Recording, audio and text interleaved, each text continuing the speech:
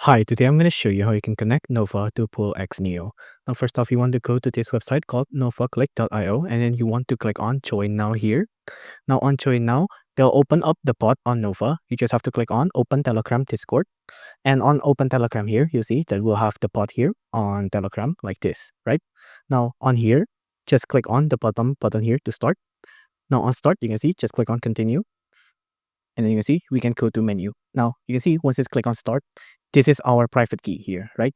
And you want to keep this private key, well, private, its name is a private key, right? Now once you have this private key, you just have to go to Bullx, and then you'll have to follow the steps on screen here to connect your wallet. Just enter in your private key, and then your wallet will be connected to Bullx Neo.